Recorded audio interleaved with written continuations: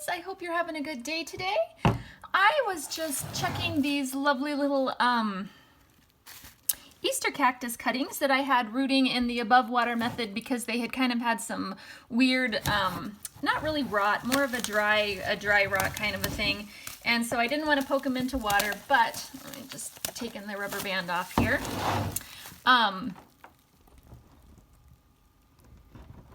There we go. All right, but they're getting kind of shrivelly. You can see here they were already kind of shriveled because they were sad, but they're going to go in some direct water therapy because they're developing roots now. So I'm just going to take this off and set that aside and pull these little guys out.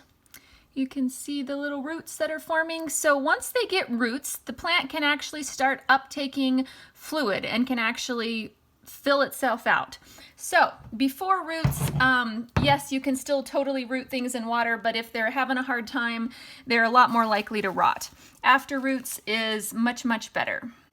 All right, these ones are a bit smaller, but you can see them coming out there. If they weren't this shriveled, you can see how shriveled these were. I would go ahead and leave them above water and they would be just fine, which I'll rearrange those in a minute, but they're just wanting, oops. There you go.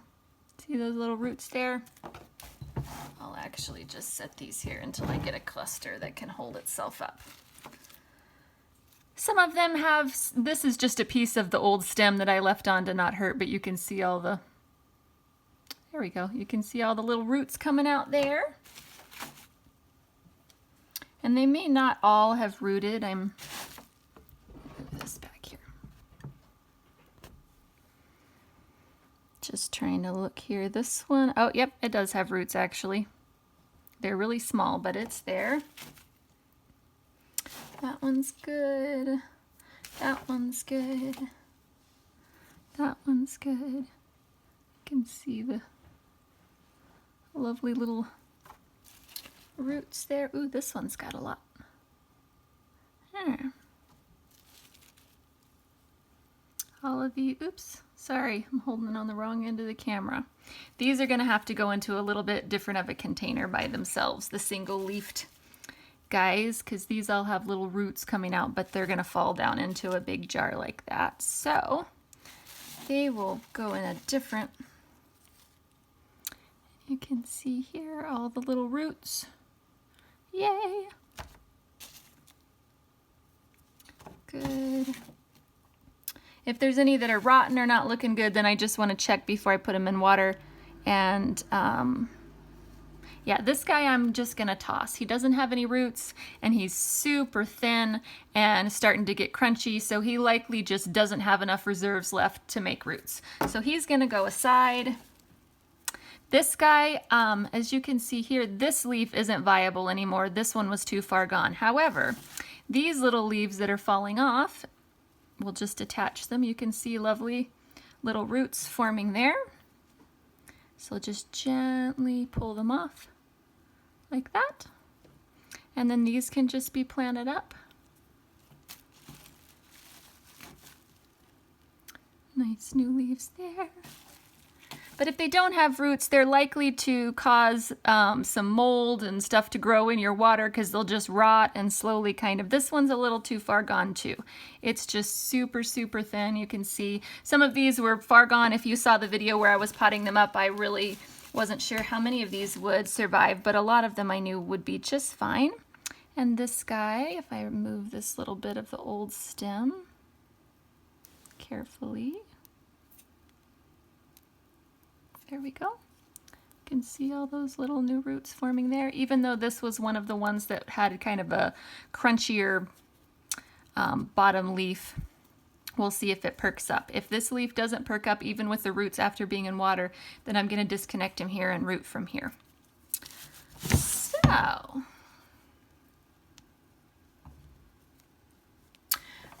as far as fertilizing these guys, I just want to mention, because sometimes it's easy to think, well, if I'm putting them in water, it's just plain water and they need food.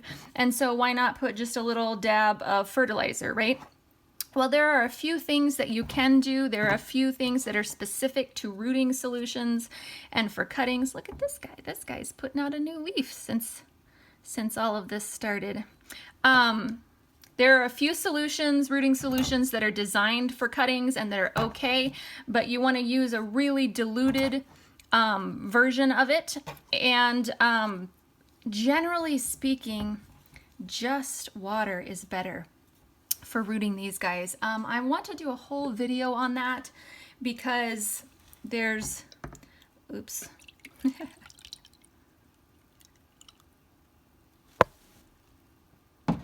Okay, I wasn't sure how much this would.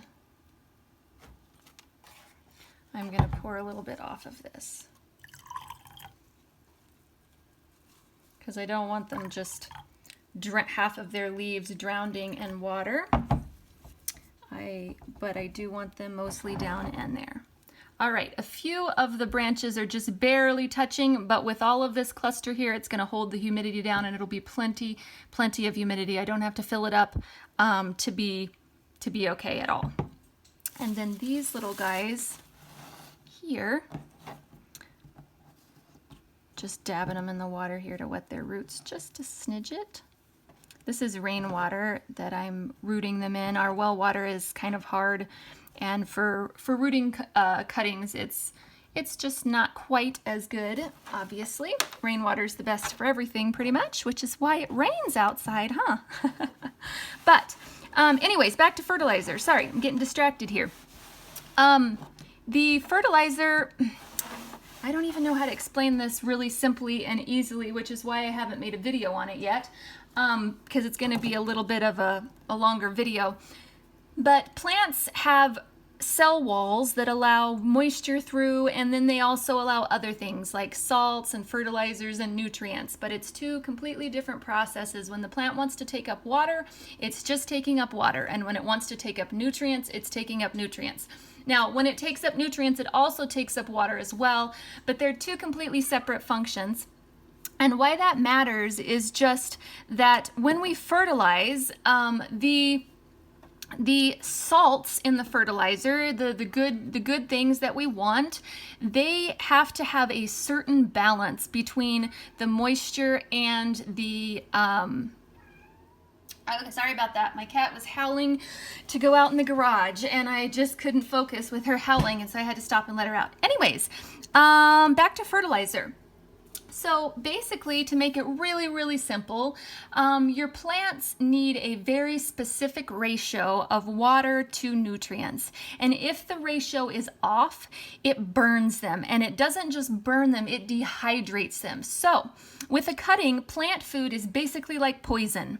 And I know I will do a video to try and elaborate on this with maybe some drawings and a few things, because it's kind of a complicated, it's not really complicated, it's just hard to explain, and you have to talk about osmosis and how the plant gets up water and all of that kind of stuff. But suffice to say, plant food or fertilizer of any type is basically poison for cuttings because it dehydrates them.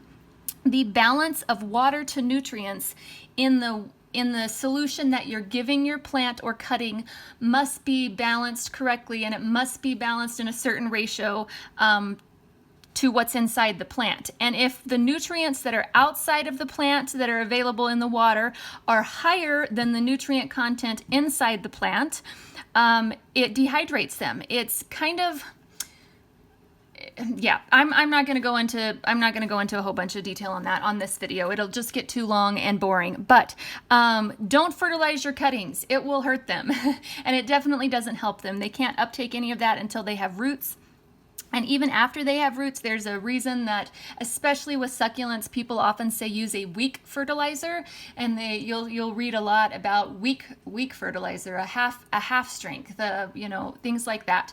And there's a very, very big reason for that, because it dehydrates your plants. And with succulents, with them having so much moisture naturally in their leaves and just being such fat leaves, when you start getting a solution that's too nutrient rich, that is pulling all of the moisture out of it, they can die really, really quickly, which any types of plant can die quickly, but with succulents it can be super drastic because the moisture goes out so fast. So basically the nutrients sit below your plant and just pull all of the water. It's like sticking your cuttings in salt. It's like pouring salt on a slug. It just sucks the moisture right out of them. And I know that's kind of confusing because we think, oh, nutrients are good, right? And my plant needs nutrients, so more is better, right? But it's not. It's really, really, really not. And anyways, I will do another video on that eventually, but I just wanted to mention it now. So I'm not putting it in any kind of fertilizer or anything. Sometimes there's some rooting solutions that are designed especially for cuttings that have the balance right that you can use just fine. Just be sure and use a diluted ratio. So if you've ever fed your plants and had them look wilted or dehydrated afterwards, or you've been trying to do cuttings and you decided to give them just a little bit of, you know, whatever fertilizer you had in their water and they shriveled up and died, that's probably why. Anyways, I will do a longer video on that at another time.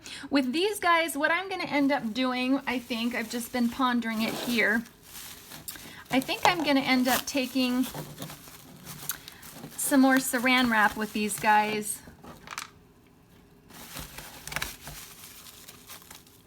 Because I don't have a container that's really small enough to keep them from getting all the way down into the water. If I put them in any kind of a container, they're just going to be setting against the bottom. So I think this is the best way to just go ahead and... Actually, I should have put water in it first, though. Okay, Ashley, use your brain. Sorry about that. I didn't put water in this. Let's do that first.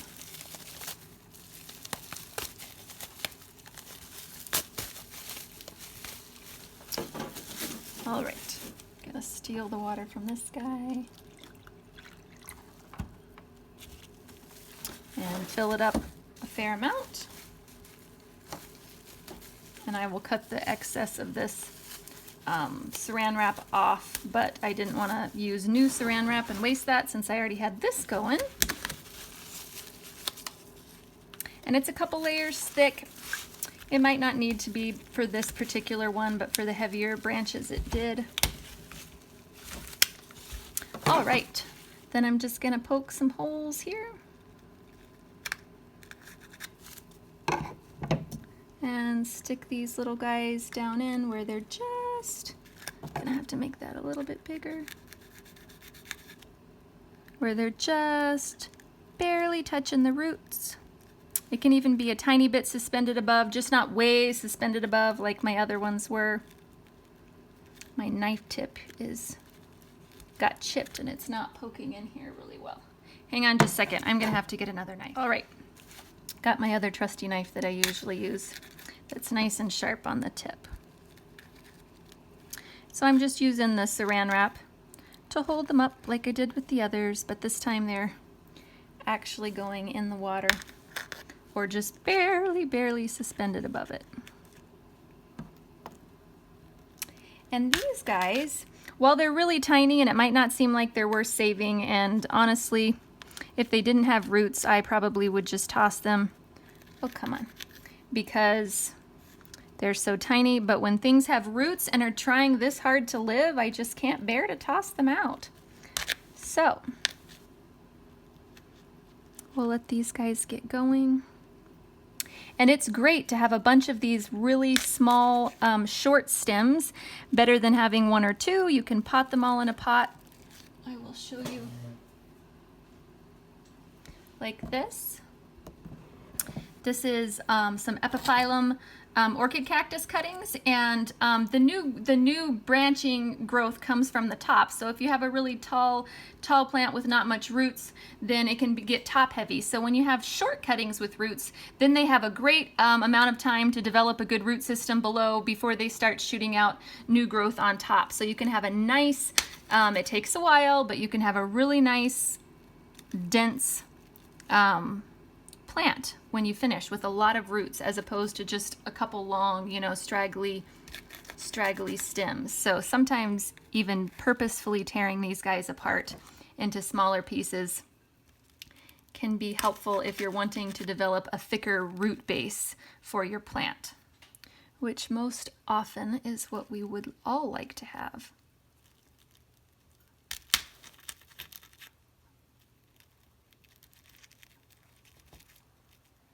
Alrighty.